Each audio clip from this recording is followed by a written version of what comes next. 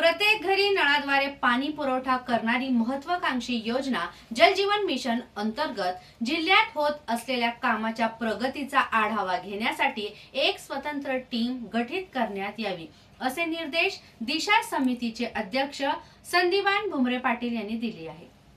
छत्रपती संभाजीनगर शहर पाणी पुरवठा योजनेच्या जलवाहिनीचे कामाच्या सद्यस्थितीबाबतही बैठकीत चर्चा झाली। मंत्री श्री सावे यांनी हा मुद्दा मांडला। जलवाहिन्या टाकताना भविष्यातील देखभाल दुरुस्तीचा मुद्दा विचारात घेऊन काम करण्यात यावी अशी सूचना त्यांनी मांडली। याबाबत राष्ट्रीय महामार्ग व महाराष्ट्र जीवन प्राधिकरण, महापालिका, सर्व संबंधित लोकप्रतिनिधी यांची मिळून जलवाहिनी व रस्त्यांच्या कामामुळे प्रभावित होणाऱ्या गावांच्या समस्याबाबत चर्चा करण्यात आली। सोमवार दिनांक 30 रोजी विशेष बैठक बोलावली असून संदीपान भुमरे हेही त्यात सहभागी होणार आहेत। जिल्हाधिकारी दिलीप स्वामी यांनी शाळा दुरुस्ती व सुविधांच्या कामाची कामे मधून सुरू करण्यात येत असलेल्या प्रयत्नाची माहिती सभागृहाला दिली। जिल्ह्यात पालकमंत्री असतानाच्या कार्यकाळात खासदार भुमरे यांनी रोजगार हमी योजनांच्या कामामध्ये सुसूत्रता आणून योजनेच्या माध्यमातून आमूलाग्र बदल ग्रामीण भागात झाला असे बोरनारे यांनी सांगितले। जिल्ह्यात जलजीवन मिशन अंतर्गत झालेल्या नळ पाणी पुरवठा योजनेच्या कामाची सद्यस्थिती जाणून घेणे आवश्यक असल्याचे मत आमदार प्रशांत बम यांनी मांडले। त्यावर झालेली कामे, प्रगतीपथावर असलेली कामे, प्रत्यक्षात सुरू न होऊ शकलेली कामे यांचा आढावा घेण्यासाठी स्वतंत्र स्थानिक समिती तयार करण्याचे निर्देश खासदार भुमरे यांनी दिले। शुक्रवार 10 जानेवारी 2025 रोजी प्रत्यक्ष गावात जाऊन कामाची पाहणी समिती करेल असेही निर्देश खासदार भुमरे यांनी दिले। जिल्ह्यात अंगणवाडी बांधकामाबाबत चर्चा करण्यात आली। जिल्ह्यात 568 अंगणवाडी खोल्या बांधकामाची गरज असल्याची माहिती बैठकीत सादर करण्यात आली।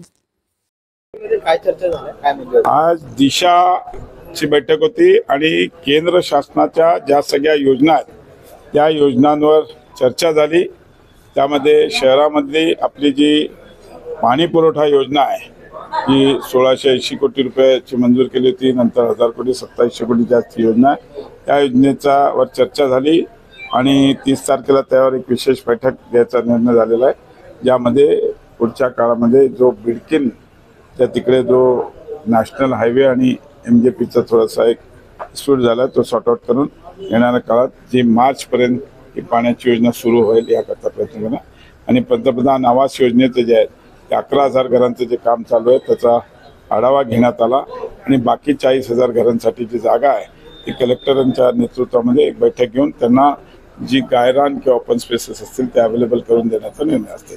सकारात्मक चर्चा झाली। सकारात्मक सगळ्या विषयावर चर्चा झाली। केंद्र शासनाच्या योजनेवर जलजीवन मिशनचा महत्त्वाचा विषय होता आजच्या याच्यामध्ये। केंद्राचा आणि राज्याचा पैसा येतो आणि केंद्राचा राज्याचा महत्त्वाकांक्षी प्रकल्प तो आहे। विषय असा आहे, माझं असं मत आहे की मोठ्या स्कीम्स आहेत। समजा आता माझ्या मतदारसंघामध्ये 1078 कोटी रुपयाची पाणी पुरवठ्याची योजना चालू आहे, जी मी राज्यामध्ये प्रथम डायरेक्ट गोदावरी नदीवरून पिण्याचं पाणी घेऊन लागलो।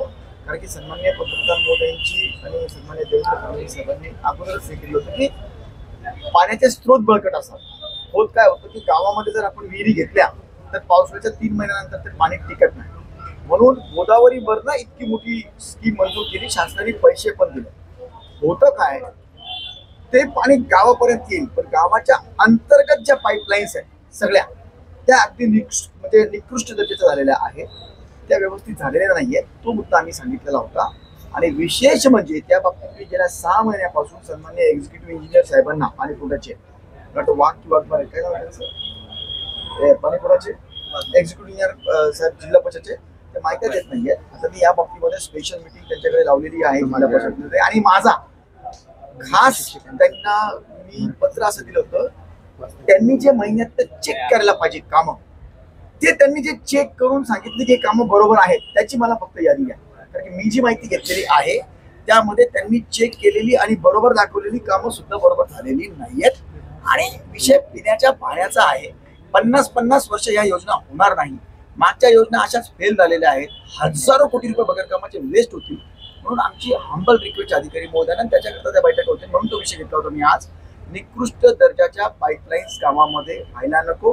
निकृष्ट दर्जामध्ये वेगवेगळे आले, पाईपची जी प्रेशर असतं तो प्रेशर बरोबर नाही वापरलेला, पाईपच्या क्वालिटी बरोबर नाहीये, जे डीप पाहिजे किमान 1 मीटर ते 1 मीटर पर्यंत नाहीये, तर आताच काही पाईपलाईन फुटायला पण लागलेल्या आहेत. अशा वेगवेगळे स्पेसिफिकेशनचे खास मुद्दे आहेत, त्या करताचा तो विषय होता. सकारात्मक चर्चा झाली. सकारात्मक झाली आणि सन्माननीय मुख्य कार्यकारी अधिकारी महोदयांकडे जिल्हा परिषदमध्ये 3 ते 4 दिवसामध्ये या बाबतीतली बैठकच घेतोय. आजच खरं म्हणजे बैठक होती, परंतु आज दिशाची बैठक असल्यामुळे ती आपण पोस्टपोन केली. सत्तेत असताना पण या अशी गोष्ट घेतली सगळ्या योजनांच्या संदर्भामध्ये वारंवार बोलताय. कशाचा प्रॉब्लेम नाही, विषय असा आहे, सत्ताधारी असो की विरोधक असो, आमदार म्हणून आम्ही कामच करू लागलो त्याच बाबतीत ना, जे होत नाही आम्ही काय आहोतच त्याच्याकरता. आम्हाला 1 रुपयाची मंजुरी घ्यायची तर सभागृह लागतं, परंतु 10 लाख कोटींची जरी कामं असली तरी त्याच्यावर वॉचडॉग म्हणून आम्ही आमदार म्हणून आहोत. तेच तर काम करतोय, तेच काम आहे ना आपलं. सत्ताधाऱ्यांचं काम केलं, त्यांनी पैसा दिला. आता आम्ही आमदार म्हणून जी कामं चालतात आणि त्याच्यामध्ये सहनशक्तीच्या पलीकडची जी अशा गोष्टी घडतात त्यामध्ये आम्ही लक्ष देऊ लागलो. त्याचाच हा त्याला पुढची पाहिजे. तुम्ही नेहमी शिक्षकांचा मुद्दा तुम्ही नेहमी उचलता, मात्र जरा एक अहवाल समोर आलेला आहे की 30% विद्यार्थ्यांना अजून मराठीत वाचता येत नाही. बघा, मी ही गोष्ट गेल्या 7 ते 8 वर्षापासून सातत्याने सांगत आहे. तीच गोष्ट आता सत्यात उतरत आहे. सन्माननीय सगळे शिक्षक जितके आहेत त्यापैकी 80% शिक्षक लोक हे क्वालिटी एज्युकेशन देत नाही. त्याचा सर्वात मोठा पुरावा असा आहे की त्यांची स्वतःची मुलं ते जिल्हा परिषदच्या शाळेत टाकायची हिंमत करत नाही. त्याचा मोठा पुरावा अजून पुढे चालून असा आहे, त्यांची मुलं जे शिकतात त्या शाळेच्या मास्तरांना 15,000च्या वरती पगार नाही आहेत. हे आमच्याकडनं 80,000च्या पुढे पगार घेऊन सुद्धा त्यांच्या मुलाला म्हणजे यांना काही घेणं देणं नाहीये आणि दर्जेदार शिक्षण भेटत नाही. हीच बाब मी इतक्या वर्षापासून जे बोलत होतो आता ती वरच्या लेवलवर सुद्धा ऍक्सेप्ट व्हायला लागलेली आहेत. आता